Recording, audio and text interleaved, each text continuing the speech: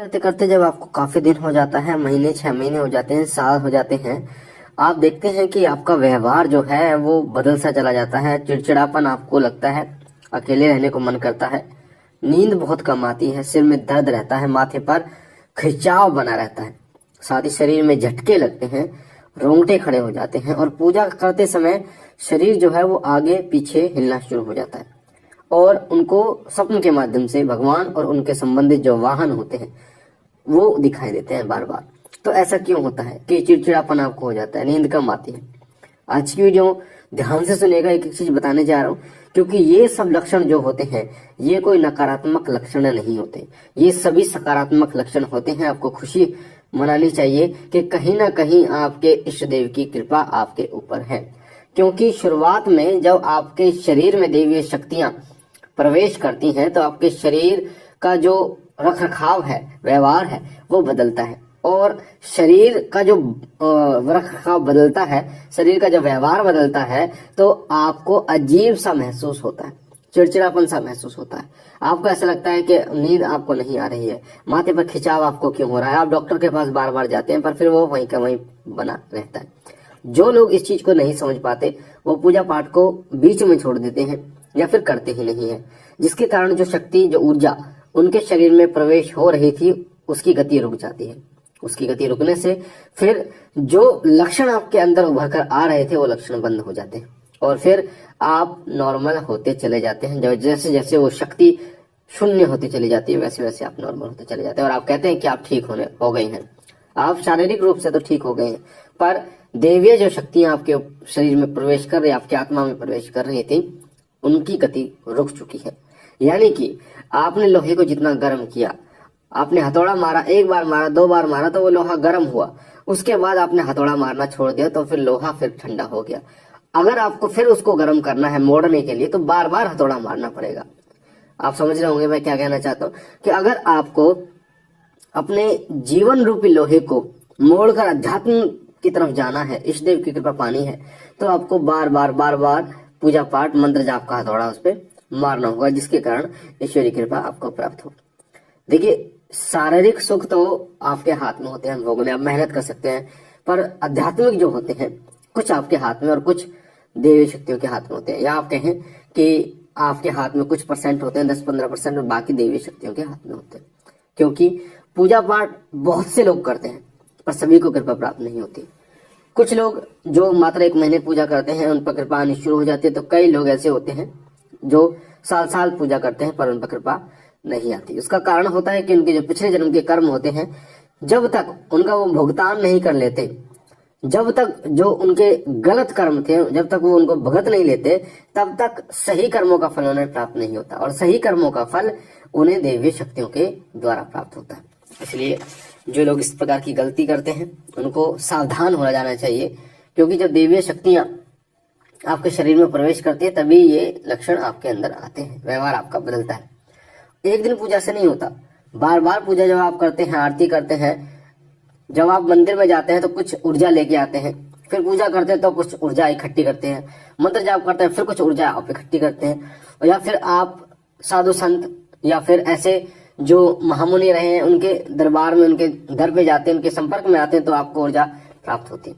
वो ऊर्जा इकट्ठी होती होती इतनी हो जाती है कि एक ऐसा समय आता है कि वो ऊर्जा आपके मूलाधार चक्र को जागृत करने की कोशिश करती है और ऊपर की तरफ उठने की कोशिश करती है। जब वो ऊर्जा आपके मूलाधार चक्र को जागृत करने की कोशिश करती है तो आपके शरीर में अजीब सी हलचल होती है, जिस कारण आपका व्यवहार बदलता है। आपको नींद बहुत कम आती है, साथ ही आपको भूख भी बहुत कम लगती है, चिड़चिड़ापन अजीब सा आपको महसूस होता है और आप सब इस चीज को महसूस करते हैं कि कुछ तो है जो आपके साथ घटित हो रहा है। इसको कभी नकारात्मकता में मत लेना कि आपके शरीर, आपके ऊपर कोई नकारात्मक ऊर्जा है। ये एक सकारात्मक ऊर्जा है, क्योंकि जब आप किसी कार्य को कर रहे होते हैं और उसमें बदलाव आता है तो आपको अजीब सा लगता है। उसी प्रकार जब कुंडलिनी शक्ति आपके ऊपर की तरफ उठने वाली होती है तो आपके शरीर में बहुत से बदलाव आते हैं। साथ ही जब मूलाधार चक्र जागृत होने के बाद ऊपर की तरफ कुंडलिनी शक्ति जागृत होती है, ऊपर की तरफ चढ़ती है, तो आपके शरीर में बदलाव आते हैं। बहुत से ऐसे गुण आपके अंदर समाने शुरू हो जाते हैं, जैसे दया भाव का गुण आपके अंदर शुरू हो जाता है। तामसिक चीजों को आप त्याग देते हैं, तामसिक चीजों से आप बहुत नफरत करते हैं। ऐसे लोग जो एक दूसरे की बुराई करते हैं, ऐसे लोगों की संगति आप नहीं रहना चाहते। यहाँ तक कि अगर आपके परिवार में एक दूसरे की कोई बुराई करता है, बाहरी व्यक्ति की भी करता है, तो आप उसको डांट देते हैं, क्योंकि आपको ये चीजें पसंद नहीं होती, क्योंकि ये चीजें सब सकारात्मक ऊर्जा के कारण ही होती है। जब सकारात्मक ऊर्जा आपके शरीर में प्रवेश करती है तो वो आपके आत्मा पर एक छाप छोड़ती है, जिसके कारण आपका ऑरा बढ़ता है, आपके शरीर का ऑरा बढ़ता है। आपको अपने अंदर अजीब सी एक ऊर्जा महसूस होती है, एक तेज महसूस होता है, और नकारात्मक विचारों पर रोक लग जाती है। आप सकारात्मक की तरफ आ जाना शुरू कर देते हैं, आप भजन सुनना शुरू कर देते हैं, पूजा पाठ में आपका मन लगना शुरू हो जाता है, मंत्र जाप में आपका मन लगना शुरू हो जाता है।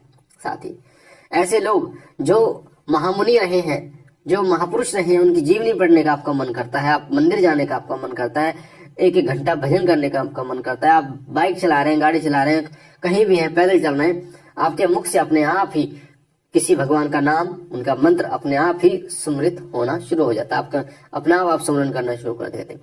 तो ये सब उसी सकारात्मक ऊर्जा के उदाहरण होते हैं। और ये जो शक्ति होती है, ये शुरुआत में आपको अजीब सा महसूस कराती है, पर जब ये आपके आज्ञा चक्र पर जाकर ठहरती है तब आपकी दिव्य दृष्टि को खोल देती है। मैंने आपको पहले भी बताया है कि दिव्य दृष्टि आपके ध्यान के माध्यम से, आपकी पूजा मंत्र के माध्यम से, आपके गुरु और आपके देवता के माध्यम से खुलती है। देवता चाहे तो आपकी दिव्य दृष्टि पल में खोल सकते हैं, आपके गुरु भी आपकी दिव्य दृष्टि खोल सकते हैं। ध्यान के माध्यम से समय लगता है, पर देवता बहुत जल्दी खोलते हैं। इसलिए पूजा पाठ के माध्यम से दिव्य दृष्टि को बहुत आसानी से खोला जा सकता है, मंत्र के जाप से दिव्य दृष्टि को बहुत आसानी से खोला जा सकता है। जब आपकी दिव्य दृष्टि खुलती है तो आपको बहुत ही विचित्र अनुभव होते हैं, और आप जब आंख बंद करते हैं तो आपको अंधेरा नहीं, आपको उजाला दिखाई देता है। साथ ही आपको कुछ घटनाओं का ज्ञान हो जाता है, जो सामने वाला व्यक्ति बैठा होता है, सामने व्यक्ति जो बैठा होता है, उसके भूतकाल के विचार आपके अंदर आने शुरू हो जाते हैं। जिस प्रकार से आपने देखा होगा जो गर्म ऊर्जा होती है वो ठंडे की तरफ आकर्षित होती है, उसी प्रकार से जो सामने वाला व्यक्ति आपके पास बैठा होता है, उसकी जो भूतकाल की ऊर्जाएं हैं वो आपका जो आज्ञा चक्र है वो आकर्षित करता है, और आपको बताता है कि इसके जीवन में क्या क्या घटनाएं घटित हो गई हैं। इसलिए ही कई लोग ये बता पाते हैं कि वो व्यक्ति कहाँ रहता है, कैसे, क्या काम है, क्या परेशानी है, और उसके मन में क्या चल रहा है। धीरे धीरे कुछ ऐसे विचार भी आपके अंदर आने शुरू हो जाते हैं जो व्यक्ति वो सोचता है। तो ये सब उसी सकारात्मक ऊर्जा के कारण होता है। पर जो लोग ये गलती करते हैं, उस समय पर पूजा पाठ बंद कर देते हैं, तो उनके साथ ये परेशानियां घटित होती हैं कि फिर उस ऊर्जा को प्राप्त करने के लिए उनको बहुत ज्यादा मेहनत करनी पड़ती है। इसलिए इस गलतियों को बिल्कुल भी आप ना करें। चिड़चिड़ापन अगर आपको लगे, नींद कम आए, भूख कम लगे, सिर दर्द हो, माथे पर खिंचाव हो, या झटके लगे, रोंगटे खड़े हो जाए, पूजा के समय आगे पीछे शरीर हिले, या भगवान और उनसे संबंधित वाहन आपको दिखाई दे सपने में, तो ये सब सकारात्मक ऊर्जा देवी देवताओं के संकेत होते हैं। इस चीज को गांठ बांध लें ताकि आप आध्यात्मिक ऊर्जा से वंचित ना रहें। मुझे आशा है ये जानकारी आपको पसंद आई होगी।